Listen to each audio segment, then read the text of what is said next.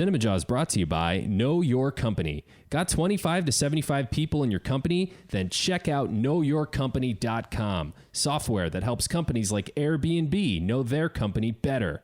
And we thank them for their support. And by the Midwest Game Nerds podcast. Ever wish you had a Cinemajaw-like podcast that was about video games? Look no further than the Midwest Game Nerds podcast. Each episode talks about the latest and greatest in video games across all platforms. Whether it's VR, Sony, Microsoft, Nintendo, PC, mobile, you get the idea. The Midwest Game Nerds podcast discusses it all. Tune in live on every other Sunday at 7:30 p.m. on Twitch TV /Midwest Game Nerds, or find their episodes on YouTube, iTunes, Stitcher, or at MidwestGameNerds.com. And we thank them for their support.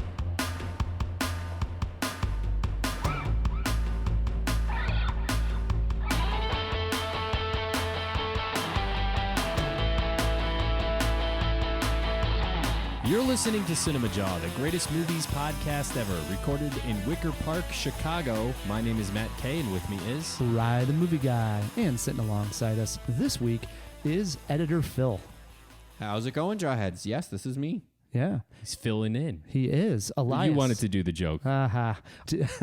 Elias, due to schedule conflicts, could not be here for this recording session. He will be back next week. He's jet setting for his No film. reason to panic, Jawheads. He will be back. Cool. I can't wait to have him back. Yes. He's probably going somewhere for his film. He likes to hit he those always does. film festivals and such. It's amazing that he doesn't miss the Jaw recordings every once in a while more often.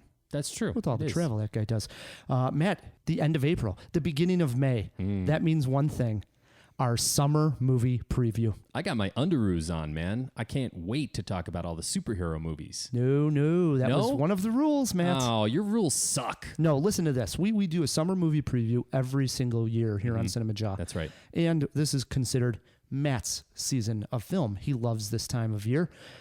We decided, because there are 3 films, superhero films, coming out this summer that Matt would clearly put on his list. That does nobody any good.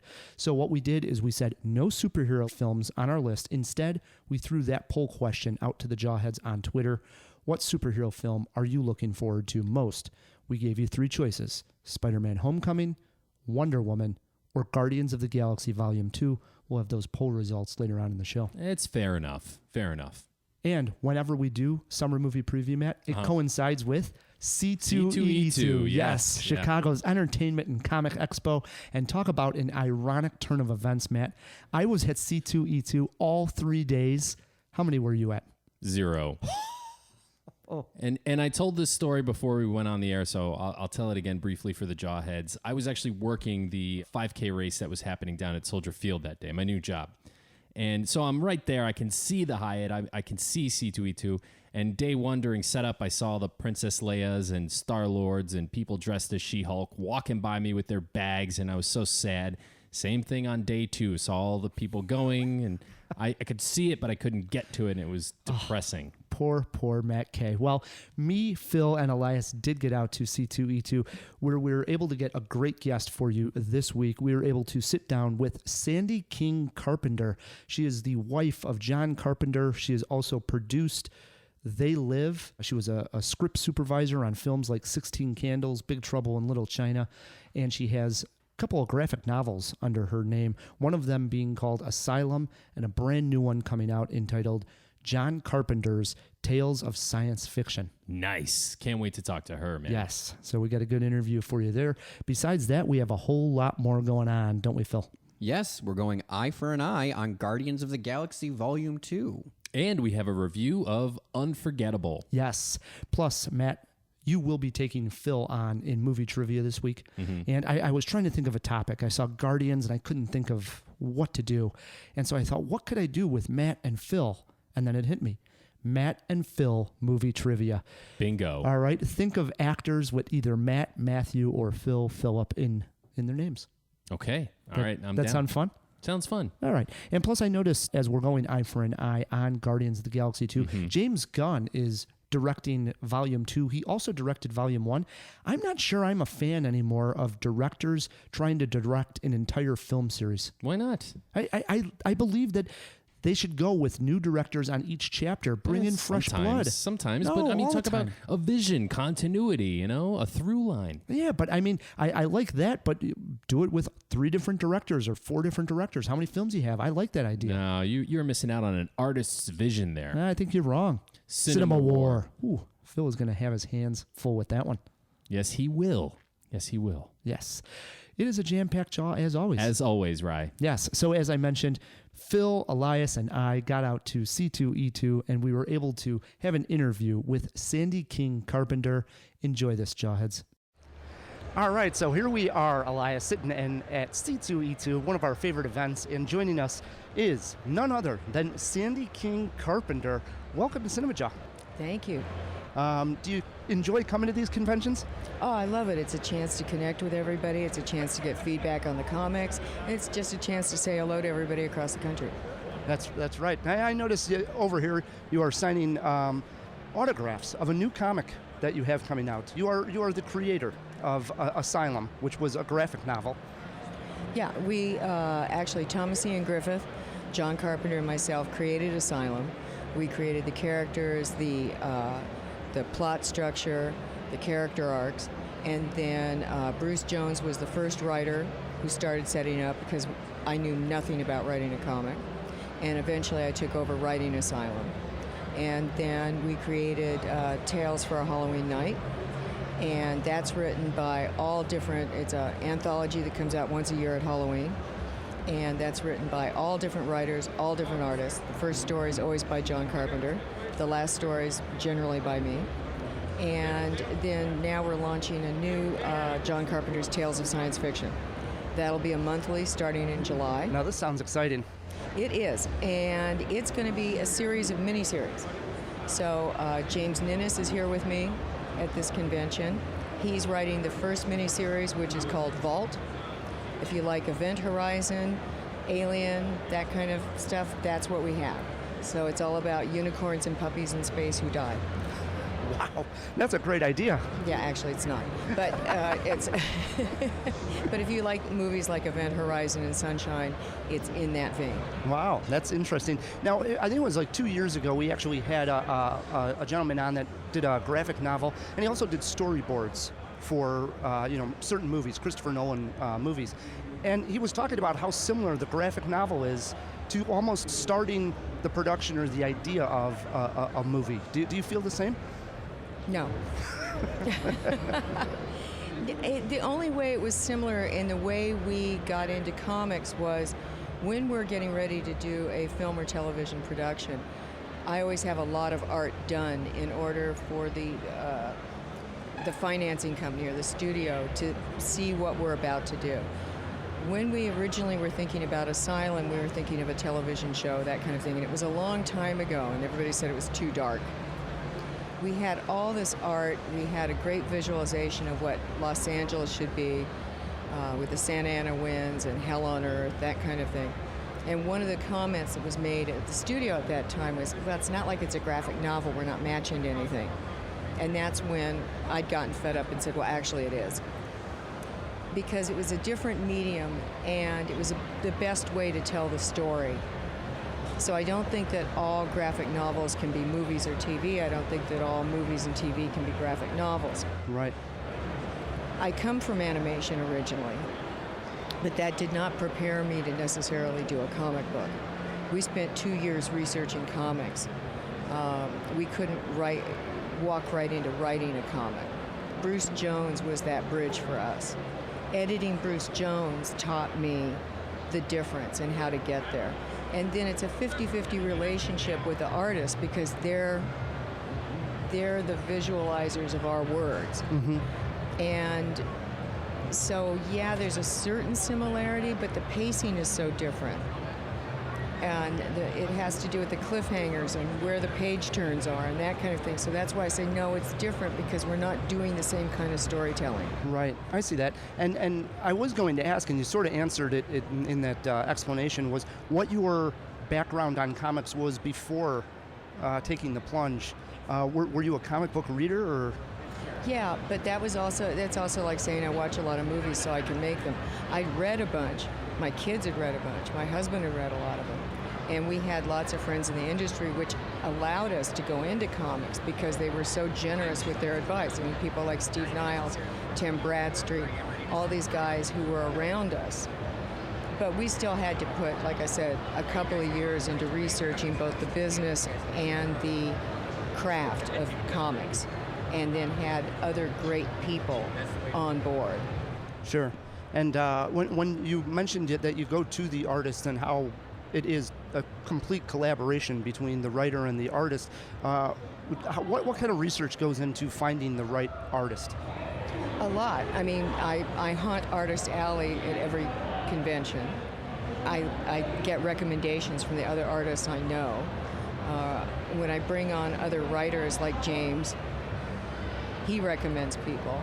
And that's part of the fun of, say, doing the anthologies, is matching up the writers and the artists. Some of the writers come with artists they like to work with.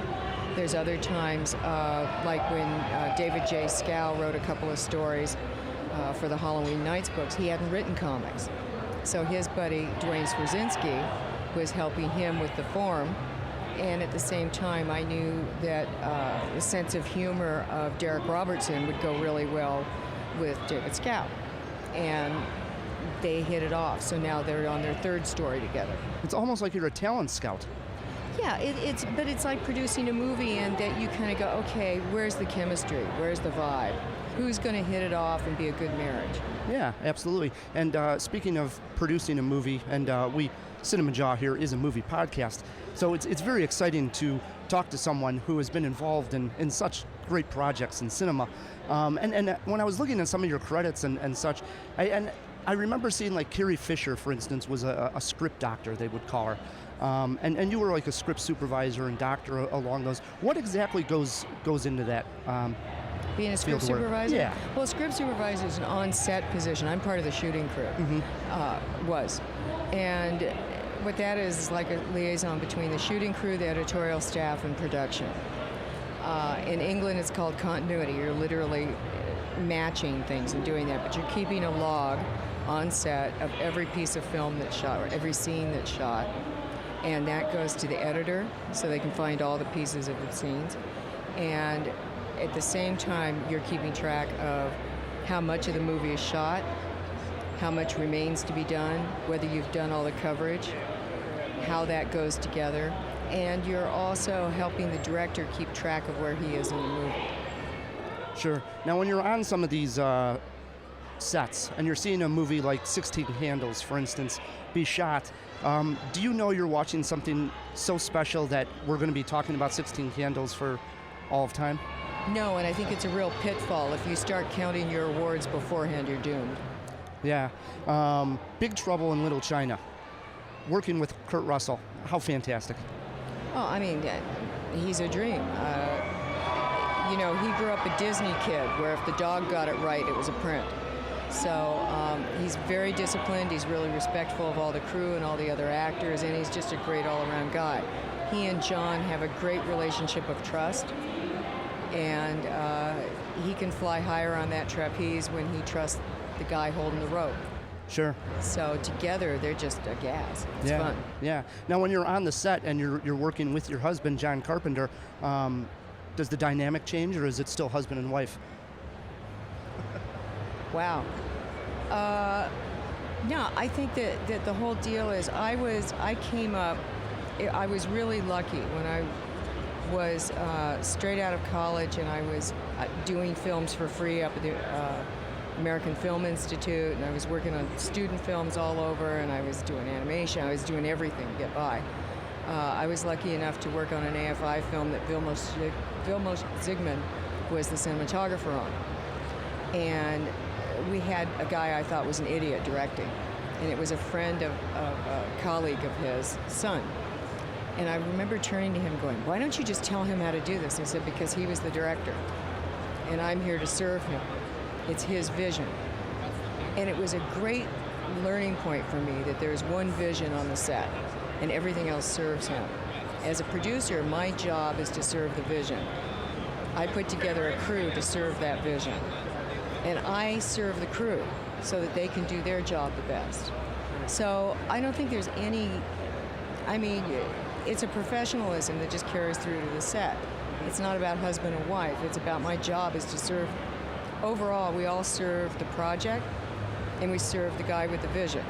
Now, it may be my husband that's the director, or it could be Toby Hooper who's the director, or it could be Francis Coppola that's the director. I do the same job. Right. As far as all the movies, such as They Live or Starman, is there one of them that comes on TV that you always seem to stop and watch? More so than the others? The Thing. The Thing? Yeah. That's a great one. Yeah, I wish I did it. I know, like, for instance, Starman is... I grew up with Starman, one of my family's favorite films. So making some of these films that's like They Live, too. They're almost like cult films, and people come up to you here at the comic convention. Do they pick a certain film that you see more so and say, oh... Oh, yeah. I get They Live a lot, particularly at a convention, and particularly in the last couple years. And I was kind of surprised I didn't get more of it this year. But you get They Live a lot. I get a lot of Big Trouble in Little China. I think that, well, because I was a producer on They Live, I get They Live a lot. Yeah. And how was it working with Rowdy Piper? Was he rowdy?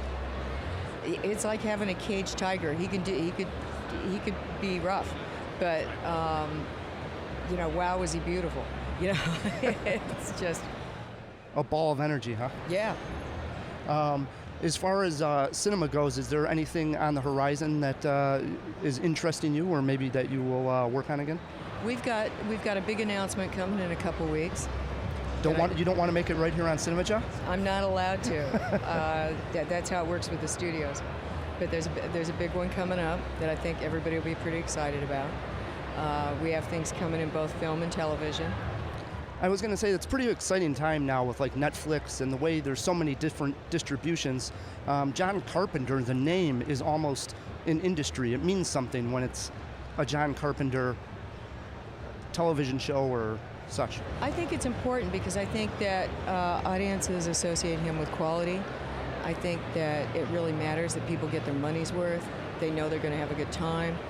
That's what we tried to carry over into comics. You spend your money. I hope we give you at least one good night of reading. We have high standards.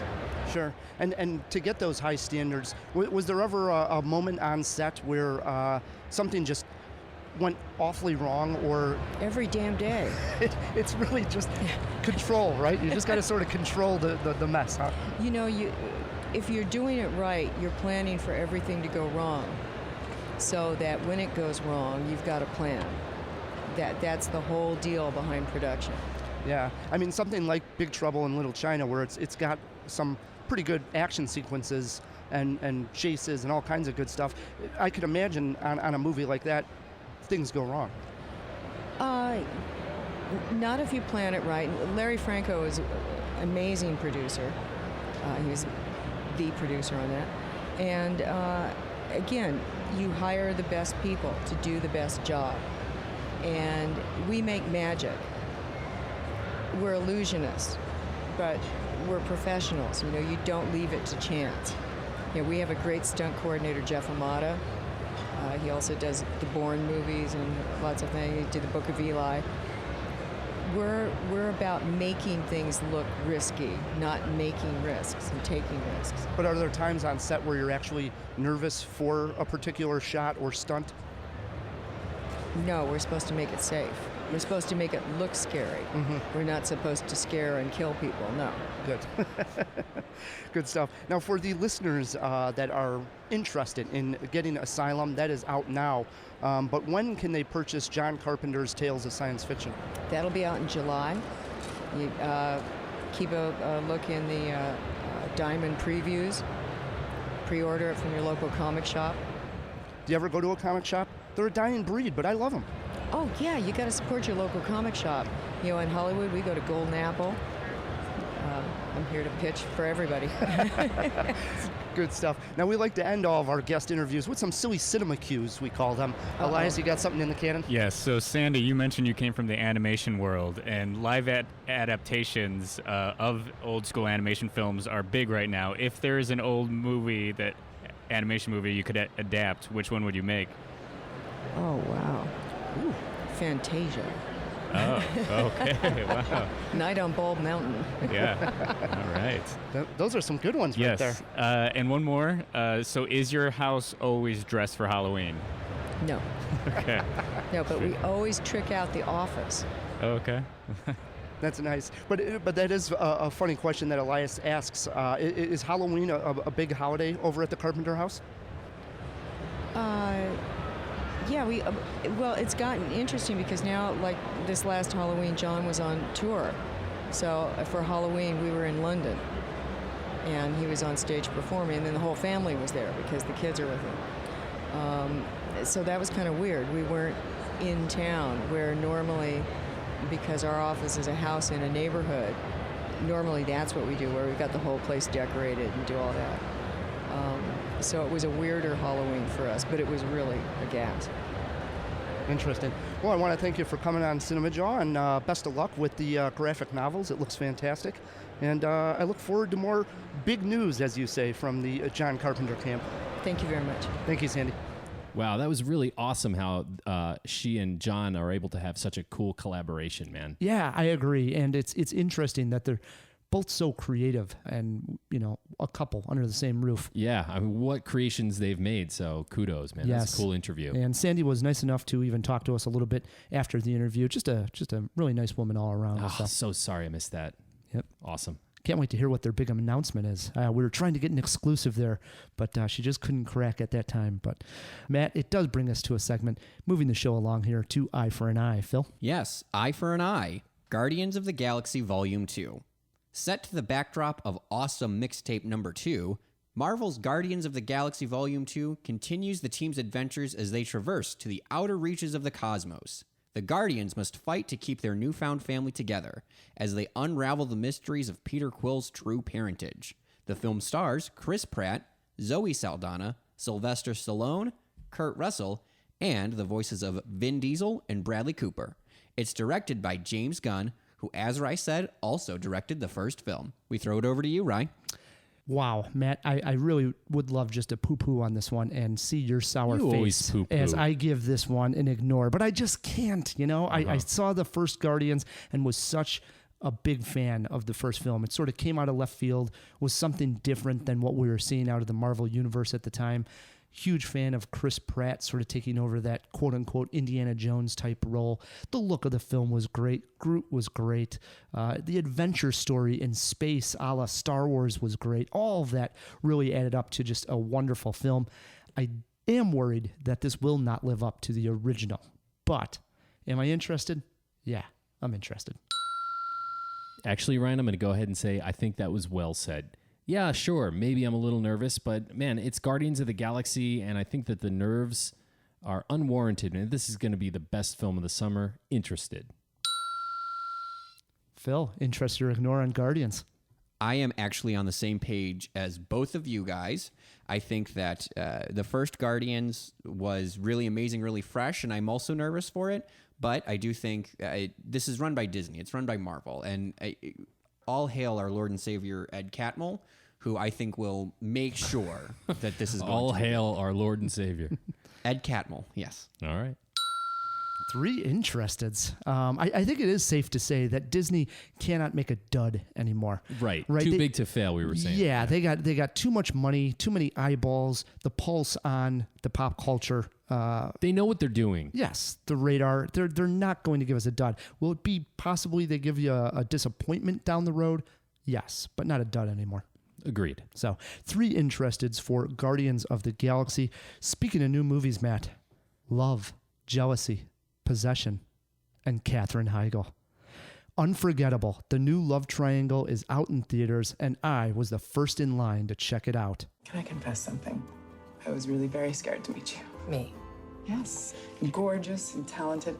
And your connection with David, You know, there was a time when I thought we were on the road to getting back together. And I met you. Say hi to Julia. Hi, Julia. Hi, Lily. Say bye to Mommy. Bye, sweetheart. You'll get used to Tessa. She's adjusting too. I know she's Lily's mother, and of course I respect that, but it feels like I'm stepping into her life. It's not easy, all this change. I get it. No, you don't. You couldn't possibly. Katherine Heigl plays Tessa, an ex-wife who sets out to make her ex-husband's life as miserable as she can. The film actually opens with Rosario Dawson in cops' custody trying to explain how a dead man got in her house.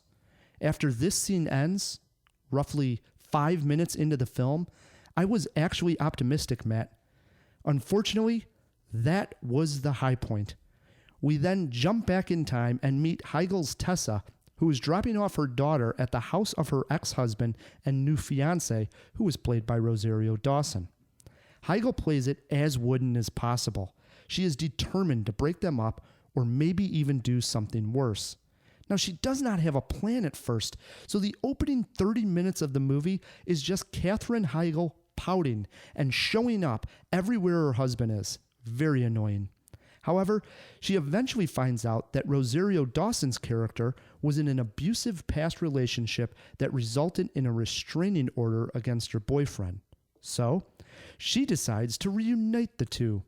Along the way, she breaks into a house, forces her daughter to get horseback riding lessons, and has margaritas. It's just plain strange. Everyone eventually comes together, and there is some bloodshed, let me tell you. The script here, Matt, is weak. The acting by everyone is just plain terrible, except for Rosario Dawson, who was somewhat believable as the vulnerable new fiancé. I will give her a slightly passing grade. In my opinion, Heigl was beyond bad. The only way this film had a chance was if Heigl could pull off a sinister, psychopathic ex-wife. She did not. The result was almost laughable in scenes. We all love Fatal Attraction. This is not that. Stay away. You said this movie's pretty much garbage after that review, but was there a favorite scene that you had? There was one in particular that there were actually a couple that were so bad I almost laughed that were enjoyable. But one scene after Katherine Heigl finds out that Rosario Dawson is now engaged to her ex-husband, this just angers her. So, of course, she has sex with someone she just meets at a party. Like you do. Yes. And do you remember the girl who was in Terminator 3? Who played the Terminator, right? Sure.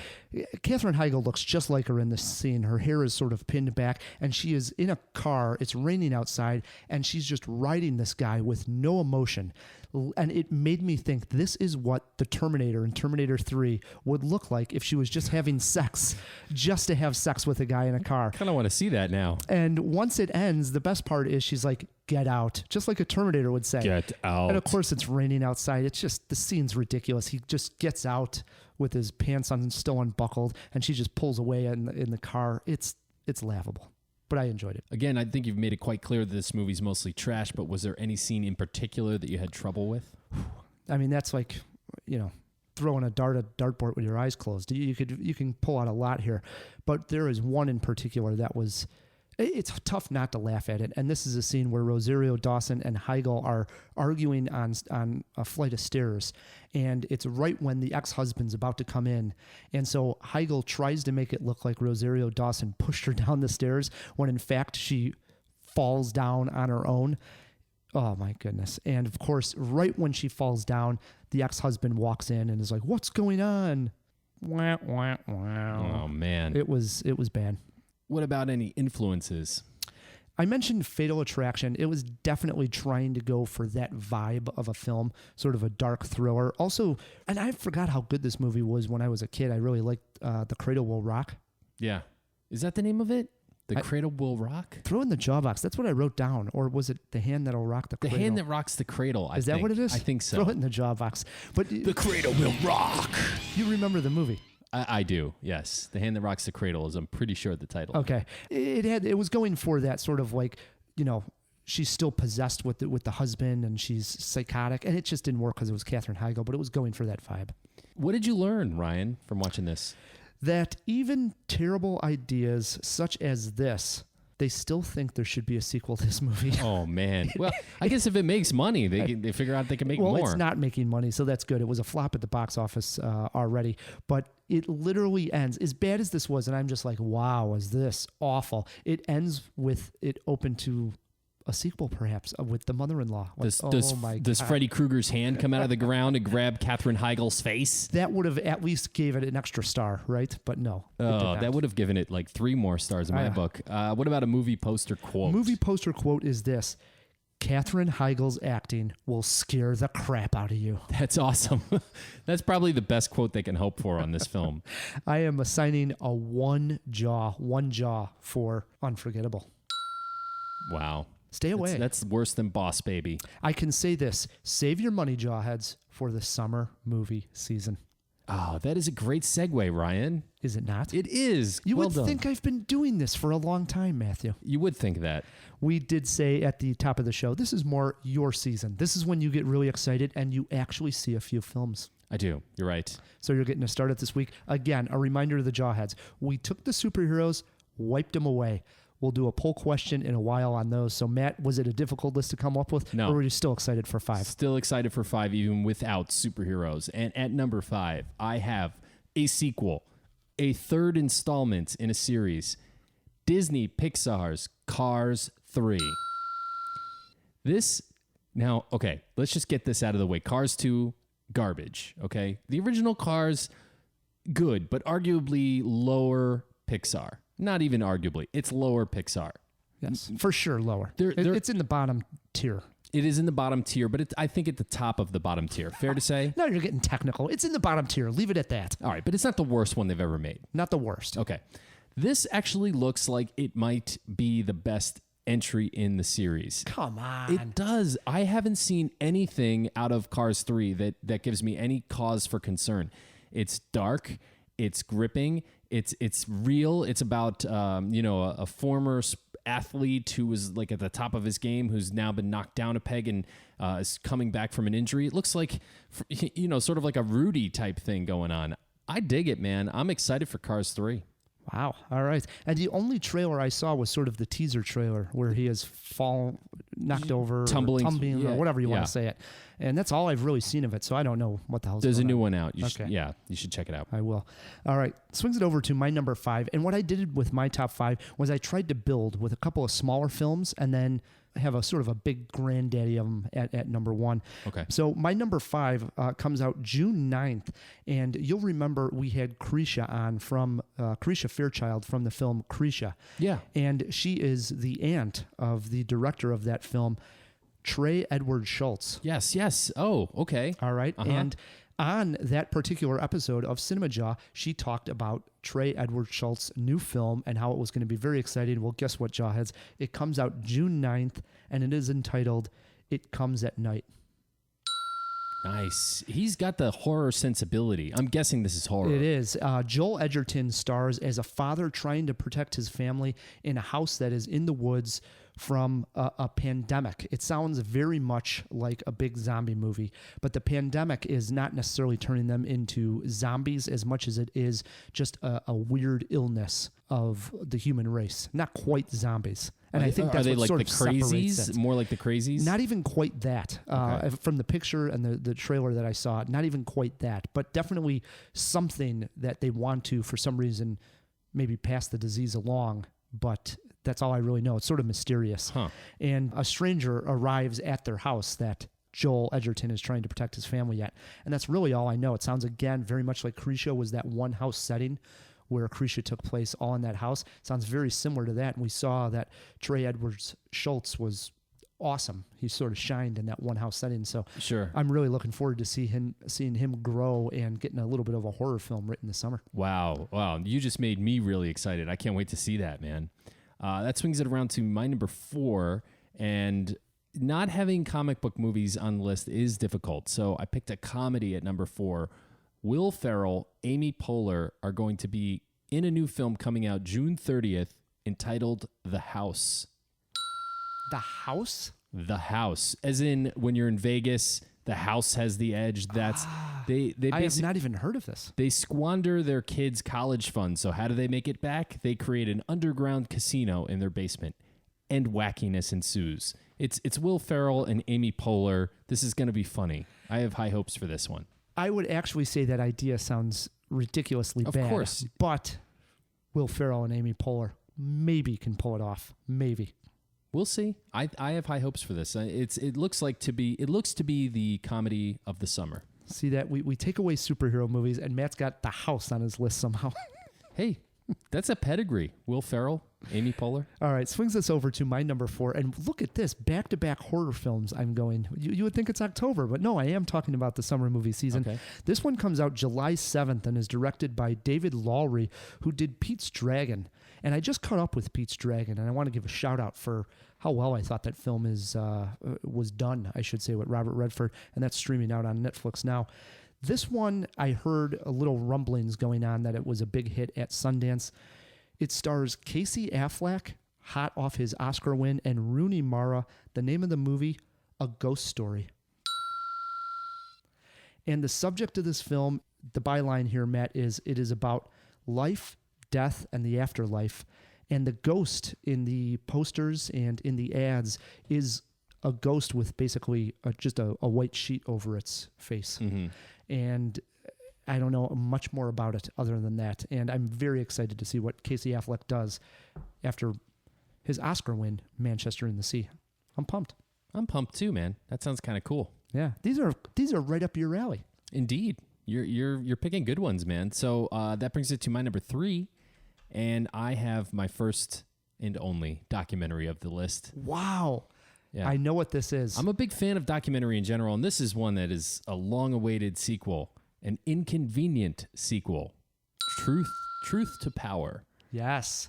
This is Al Gore, huh? It's yes, former Vice President Al Gore. He's back and better than ever.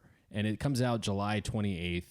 Obviously, a continuation of his crusade to stop global warming, among other issues we face today, environmentally speaking. Now, on something like this, because we're talking summer movie preview, would you be willing to go to the theater and check this out? Or is this really, usually you don't? Let's be honest. How many times do you go see a documentary in the theater? Well, I mean, in all honesty, pretty rarely, right? I mean, I catch most documentaries on a streaming service or two, but there are a few, like Michael Moore type event documentary, and this is definitely one of them that I think warrants a trip to the theater. I agree. I'm excited for this one. I loved Inconvenient Truth. I can't believe it's been that long since An Inconvenient Truth. Yeah. To throw it in the jaw box, what year An Inconvenient Truth came out? It's been a while.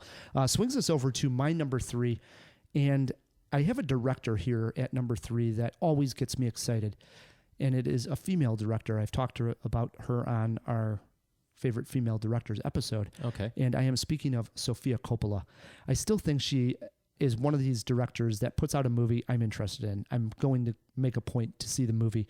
And on June 23rd, she has a wonderful cast involved here. Listen to this cast. She has Elle Fanning, Colin Farrell, Kristen Dunst, and Nicole Kidman. The film is called The Beguiled. And this film is set in 1864 during the Civil War, and 5 female students, along with their teachers, are holed up in a classroom. And then one day, a Union soldier who is injured, comes to the school looking for help, and that is the soldier played by Colin Farrell. And at that point, the film is described as an eerie pressure cooker and as a gothic thriller. Wow. I like it. Yeah, that sounds really good, man. I know. And with that cast and Sofia Coppola, I'm there. Me too. Yeah. June 23rd, The Beguiled. Put it on your radars, Jawheads. I'm in. All right, that swings it around to my number 2. It wasn't a matter of, is this film going to be on one of our lists, I think. It was, at what level will it be? This is where I'm going with Ridley Scott's Alien Covenant. I thought this would be number 1 for you, Matt. It's sort of, no, it's not number 1. I have something else at number 1. It's sort of a return to form after the confusing entry Prometheus. A lot of people like Prometheus. A lot of people hate Prometheus. I'm kind of middle of the road, leaning toward the hate. But this one looks like a true alien film, which we haven't had in a long time, and certainly haven't had one with Ridley Scott at the helm in a very long time. So I'm pumped. I'm ready for some aliens. Bring it on. Yeah, it's interesting because I would say with Prometheus, I hate that film. There are elements that I love of Prometheus. I think it's phenomenal. And then there's elements of Prometheus that I hate and think it's ridiculous. It's a very uneven film. Way uneven. And with that said, yes, Alien Covenant. I love that one shot of the alien on the, I guess it's like a spacecraft trying to take off, and it just sort of puts its head and fist through the windshield, for lack of a better term. Yeah. Looks awesome. It does look awesome. Nice pick. Swings us over to my number 2, and I said I'm going to keep building here to bigger and bigger films. These last two are really event films, I would imagine, for most of our listeners. And this is a film number 3 in the trilogy. Comes out July 14th, and I'm so shocked that the first two were as good as they were. I am speaking of War of the Planet of the Apes. Yeah. This is becoming quite a series. It really is. Director Matt Reeves, who did the previous installment as well, is helming this one, and it stars Woody Harrelson. And what's another interesting thing is the actors aren't even the same. If you remember back to the first one that started this, James Franco was in it. Mm-hmm. And so it's constantly evolving on who these actors are and where the story takes place. There's different humans, but it's always Caesar the ape. Correct. And that's played by Andy Serkis. And this one picks up 2 years after the last film. And it's also been called part war film, part Western. And also in the cast is Steve Zahn, who actually voices a chimpanzee. So I'm interested. They've done nothing wrong, but this is probably the one that I'm most worried about as well. Just like I was with Born 4, I was excited for it and at the same time nervous but I was the same way with the second Apes because I loved the first one that they did. So hoping for the best, I guess. Yeah, if they can pull this off, they've got one of the best series of the last 10 years. Yeah, for sure. So that is my number 2, War of the Planet of the Apes, July 14th. Matt, here we are. You're most excited. All right. August 4th, 2017 is a date that a lot of people are very, very excited about. The long-awaited debut of The Dark Tower. One of Stephen King's most beloved series. And this guy, obviously, is very prolific, so he's written many, many. The Dark Tower is sort of this like neo-Gothic Western type thing that takes place on another planet. It's elements of the Western genre, elements of science fiction, and elements that you can only call Stephen King. He mixes it in there. I mean, fans are foaming at the mouth for this thing, and I'm among them. I can't wait to see the big screen debut, finally. So it's a long-awaited film. And we also have a Stephen King It movie coming out as well. Yeah. Well, I mean, geez, they've been making Stephen King movies for a long, long time, and they're among my very favorites, you know? They are. He's, definitely. I have not read any of the Dark Tower stories. I know my brother has. And I wonder, I think the thing most people who have read those are worried about is that they're cramming a lot into one movie. Because I think they're doing like multiple stories in one. Yeah, but as soon as this one is either successful or unsuccessful, they'll like say, oh, we've got to break part 3 into 2 different movies or 4 different movies. So a lot is hinging on this one, but I have high hopes. There you go. Matt's number 1, The Tower. The Dark Tower. Dark Tower. Yes. Yes, Dark Tower. Dark indeed it is. Swings it over to my number 1. What you got? At my number 1, I have probably the director who I would say I am most excited for all his new projects and have been for probably the last 5 years at least. July 21st, we get another Christopher Nolan movie, and that's my number 1, Dunkirk. It stars Tom Hardy, and I think one of the elements that I love about Dunkirk is, I would actually say this, being Americans, we really know our history very well, and I feel the rest of the world knows America's history more than we Americans know other countries' history. Yeah, Does that make sense? Did I say it right? I get what you're saying, yes. And such is the case with Dunkirk. This is a story that is just absolutely amazing, how in May 1940, at the beginning of World War II, the English were able to get Allied forces off of the beaches of Dunkirk, 300,000 people retreated across the English Channel. And it's just this amazing story. When it looked like there was actually no hope for all these soldiers, it looked like they were trapped there with the Channel sort of, I guess, if you can imagine it being sort of their back wall where they had no way to go. Yeah. And they were able to come up with this plan and execute it in a way to get all these people off the beach and back over to England. And this is before America got into the war, and sort of the Allied forces were able to regroup and then go forth and take on the Nazis again in Europe. And it's this amazing story, and it's come up numerous times. One of the times that it does happen upon one of the films I just recently rewatched is Atonement. And we talked about this shot when we did our longest tracking shots that we love. Oh, yeah. And there is this ridiculously long, something like 16-minute long tracking shot in Atonement following James McAvoy on the beaches. And it's just that. It's Dunkirk, but you're just sort of seeing, all these people and just how crazy it all was on the beaches. So I'm really pumped. And of course, this is Christopher Nolan. And this is a guy that gets big projects done like this. Thousands and thousands of extras. He shot the thing in IMAX. And I was reading an article about how difficult that was, because this is going to be sort of like Saving Private Ryan, a big war movie out on the beaches. He's got these huge cameras going. So it's a feat that only a studio would only believe in certain directors and give them that amount of money and that leeway to say, all right, go out and make your masterpiece. So I think we're blessed to have guys like Christopher Nolan, because we're going to see something special with Dunkirk. Absolutely. So, nice one, man. Yeah. Only honorable not mentioned, because you mentioned a couple of ones that I had, and this film. I believe it's based on a graphic novel. It's something called like the City of Valerian. Oh, Valerian, yeah. Valerian. Is it called the City of Valerian? Or? I think it's called the Valerian City of Thousands of 1,000 Planets. Okay. Yeah. I saw the trailer and was blown away. I was like, what is this? Visually speaking, it's like, I don't tell people to do drugs and go see movies, but this might be one of them. Yeah, no doubt. Hey, I mean, I'm not familiar with this, the source material, so it kind of makes me want to go out and read the comic. I'm stoked too. It looks really cool. Awesome. Now, I'm sure we missed some of your most anticipated summer movies. And if we did, and you have Twitter pulled up, shoot us a tweet at CinemaJaw. We will retweet it and get the discussion going. We did not forget about your superhero movies. We will talk about that in a poll question. Plus, when we come back, we also have a CinemaWAR looking at multiple directors or just one director, plus Matt versus Phil in Matt and Phil movie trivia. We'll be right back on CinemaJaw.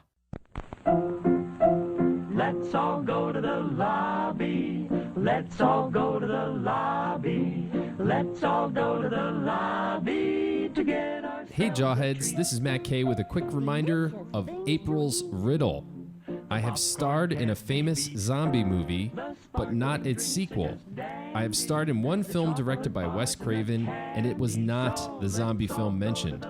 I have been a villain in the Batman movies, and I have starred in 2 films with Red in the title, one of which had Robert De Niro in it. Who am I? If you think you know the answer to April's riddle, write us feedback@cinemajaw.com. You have until the end of April to get your answer in. We'll put your name in a hat. Good luck. Hey, Elias, check out my new K&N Air Filters hat. Oh, that's awesome, dude. Wow, you look like super cool all of a sudden. Oh, thanks, man. I got it at knnairfilters.com/podcast. Are you saying KNN, like 2 N's in a row? Well, I'm so glad you asked. Actually, it's knfilters.com/podcast. Nice. You can get yourself a new air filter for your car, which is going to make your car better, and they'll throw in a free hat. Got it. So that makes your head look better. Let's all go to the lobby to get ourselves a treat. And we are back on CinemaJaw. Exciting doing our summer movie preview. I'm it got stoked. me pumped. Yeah. I want to watch some movies. I can taste the popcorn. There you go. Matt, before we get to trivia, before we get to CinemaWAR, we did throw a few items into the jaw box. And I know Elias isn't in there, but I know Phil wants to get out and get some air. So let's open up that jaw box. What's your pleasure, Mr. Cotton? The box. We got a box! What's in the box? Yeah, how's it going, guys? It's very nice. One, with Elias not being in here, there's more space, and now I'm outside, so it's very, very good. Does it smell in there? You know, Elias has been gone for about 2 days, so the funk is almost gone. I tried to throw Almost some gone. soap in there. I was beating him with soap bars and socks. It was Fight Club soap, so it wasn't like good smelling soap. It was No. just like human fat. Yeah. Does smell worse than. I'd rather you didn't. Yeah.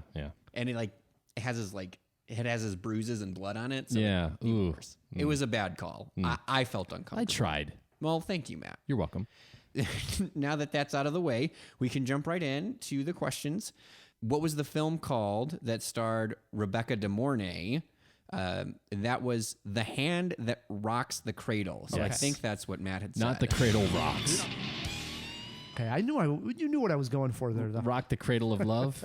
And then the other question that you guys had for me, when did An Inconvenient Truth came out? That was May 24th, 2006. Wow, 11 years ago. Yes. Phil was still in junior high. Were you really? I was in 6th grade. You can tell because Jesus. I was the class of 2012. So whatever number it was, that was the grade I was in. Wow. Do you feel old? Yeah, I think I watched that movie right here in the home theater. Jesus. Yeah, pretty nuts. It is. All right. As we mentioned, we did throw a poll question out to the Jawheads because we did not want to have Matt just list off 3 superhero movies. You're not going to put him back in the jaw box? No, he's still out for the poll okay, question. okay. Let him Breathe. Yeah, he can even participate in the poll question. Fair enough. All right. And we threw this question out on Twitter, and the question was this: which summer superhero movie are you looking forward to most? Your choices were Spider-Man Homecoming, Wonder Woman, or Guardians of the Galaxy 2. Before we get to those poll results, we did some quick interviews with some of the strangers, the people who are dressed up over at C2E2, and here's what they had to say. Hi, my name is Daniel. I'm from Chicago, Illinois. I'm looking forward to seeing Guardians of the Galaxy 2. So my name's Lucas from Rockford, Illinois, and I'm definitely looking forward to Spider-Man Homecoming the most. Emmanuel Sanchez from Cicero. I'm looking forward to Spider-Man Homecoming. Eric from Joliet, Spider-Man Homecoming. I'm Zach. I'm from Chicago. I'm looking forward to Guardians because that first soundtrack was so good. I think the Marvel universe is a little bit more well-built. That is something that touches my heart as far as a Marvel fan. I've always been a Marvel fan. I've read Spider-Man since I was, in elementary school, and I cannot wait for an actually good Spider-Man movie. I'm Logan. I'm from Chicago, and probably Wonder Woman because it's about time. My name is Brian. I'm from New York, and it would be Guardians because that one looks the most original. My name's Tom, and I'm also from New York, so it's got to be Guardians as well, just because I think just the cast is just so outside the norm, and it just looks so amazing. My name's Dave. I'm from Chicago, and Wonder Woman. I'm Abby. I'm also from Chicago, and Wonder Woman. I don't know. I've been waiting for Spider-Man, and he's one of my favorite superheroes. I'm Ryan. I'm from Homer Glen, Illinois, and my choice is definitely Guardians too. Spider-Man, he's the best. My name's Mel. I'm from Ohio.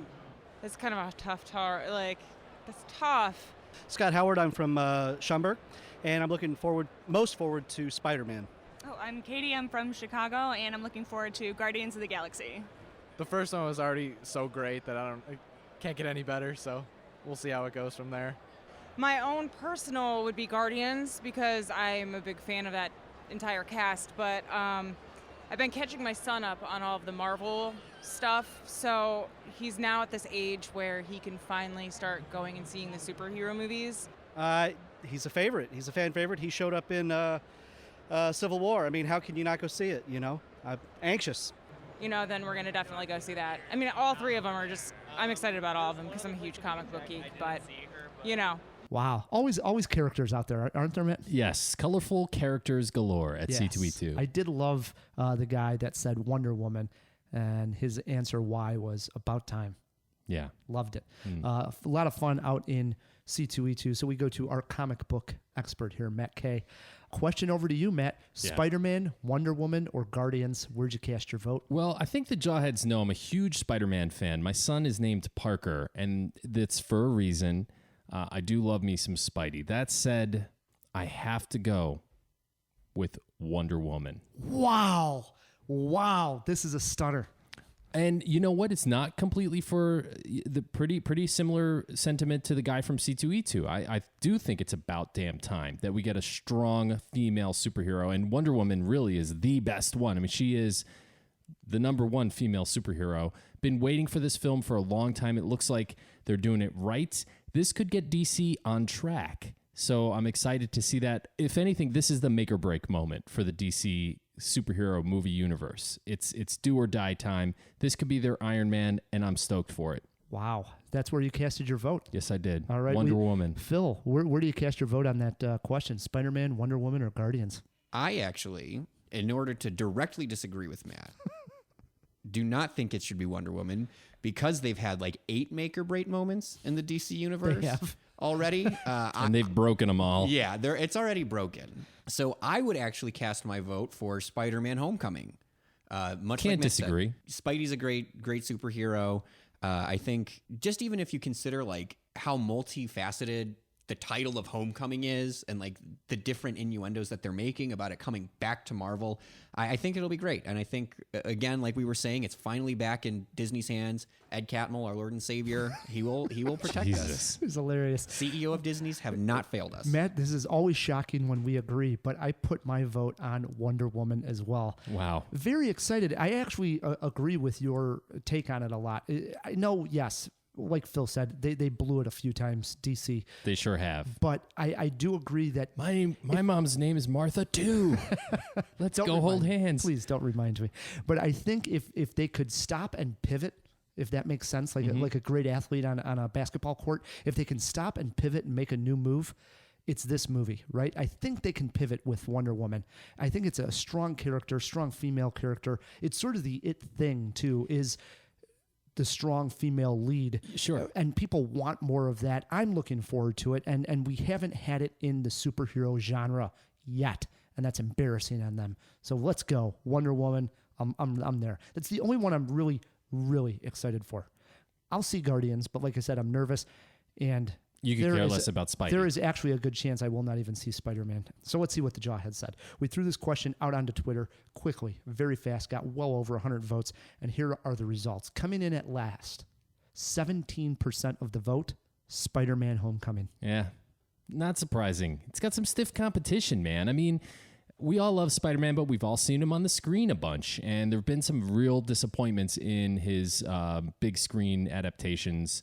And I'm looking at you, Tobey Maguire, emo dancer. Coming in at number 2 on the poll, 35% of the vote. So got a good chunk, but could not take down the winner. 35% of the vote coming in second, Wonder Woman. Huh. That's surprising, actually. That is. I would have thought Wonder Woman would have had a bit more of the votes there from a little bit the closer, Jawheads. huh? Yeah. So winning this one with 48% of the vote. Wow. Guardians of the Galaxy 2. I guess it's not a huge shocker, right? I mean, we all are very excited for Guardians Volume 2. I mean, it's got a cool cast. The first one didn't disappoint, so this one is highly anticipated. So it makes sense. I would have thought Wonder Woman would have been a little closer. You know, the girl power. Come on, guys. I agree. All right, Phil, was that everything in the jaw box? Yes, it was. All right, get back in there. Thank you. Matt, it brings us to a segment called CinemaWAR. CinemaWAR works like this. Me and Matt, we're fighting on a topic.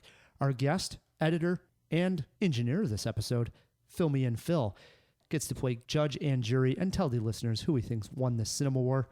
Matt likes one director. I like multiple directors. Heck, Phil, tell us what today's CinemaWAR topic is. Absolutely. Today's CinemaWAR topic, when it comes to film series, is it better to have one director on all films or better to change directors for each film? Rye, you'll be fighting for change directors. Matt, you'll be fighting for keep one director on all of them. Let this director's CinemaWAR begin. Continuity, stability, throughput. These are words that Rye the movie guy does not know. These are the words of an artist with a vision who will stop at nothing until it is realized. Matt, we start with Exhibit A, the greatest trilogy of all time, the original Star Wars trilogy.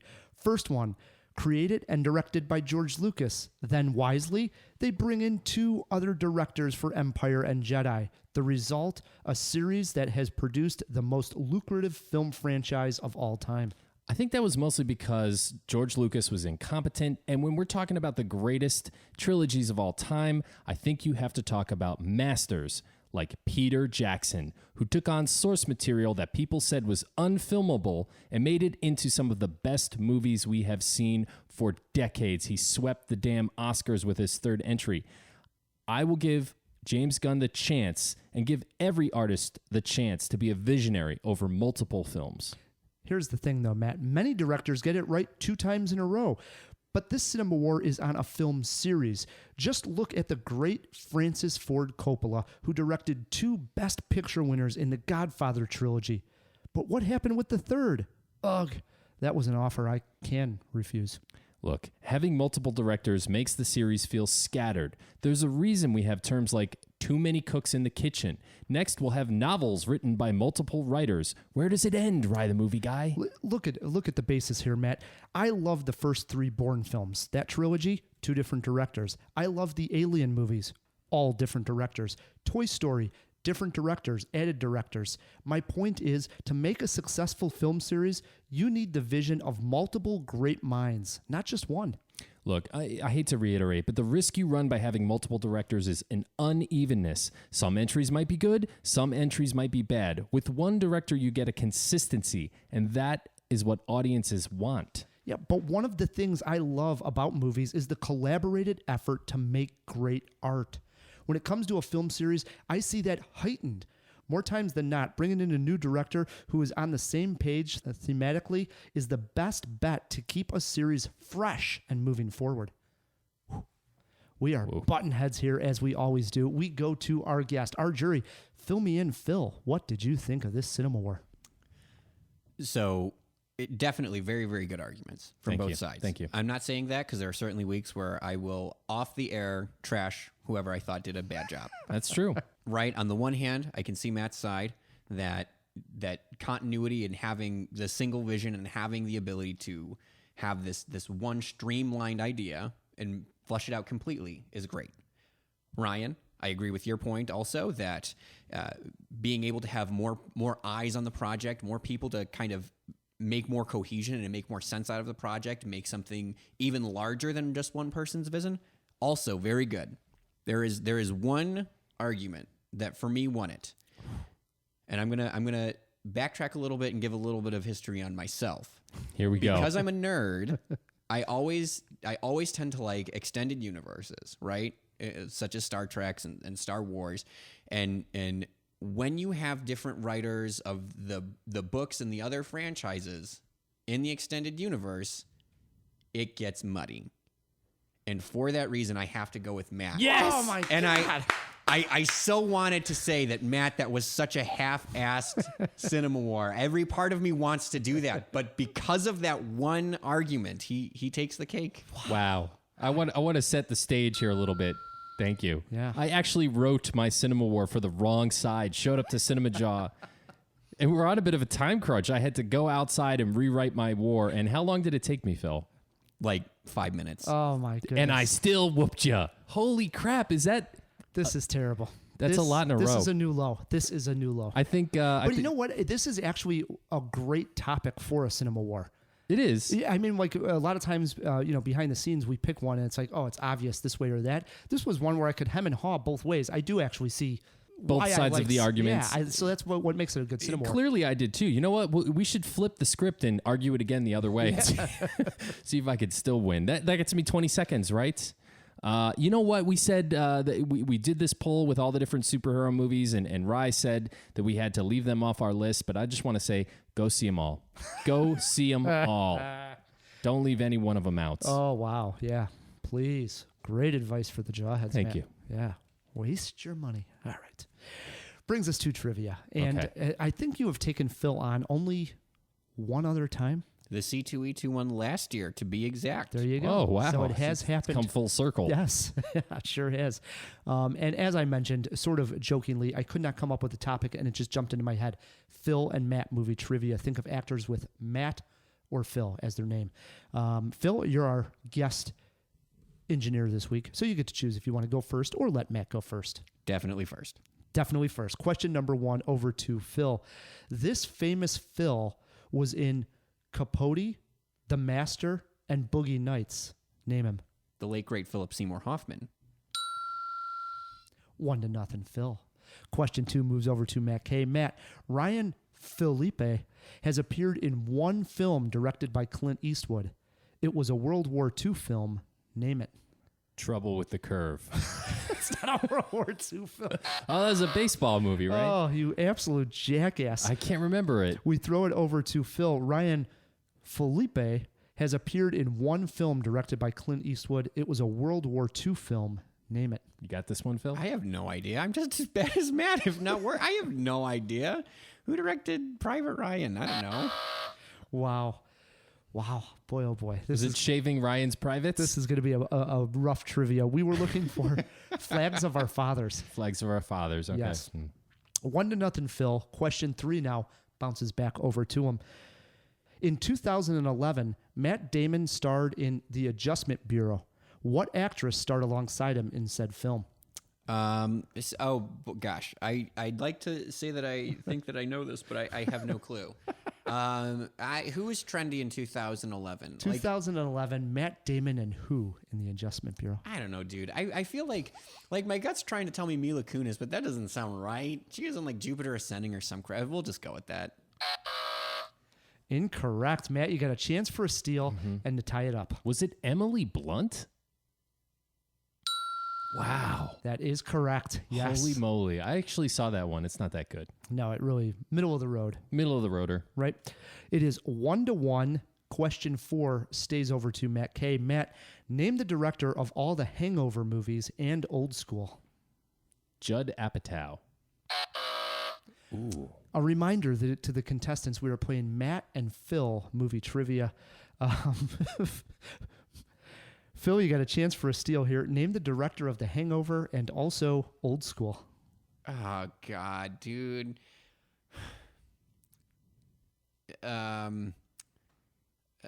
So my guess is going to be a Matt because there's been Matt Damon.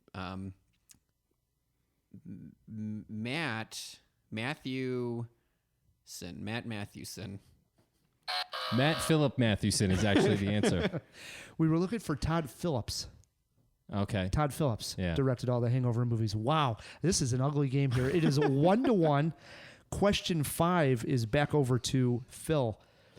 Phil, Matthew Broderick lent his voice to a very famous Disney movie that came out in 1994. Which one was it? The Lion King.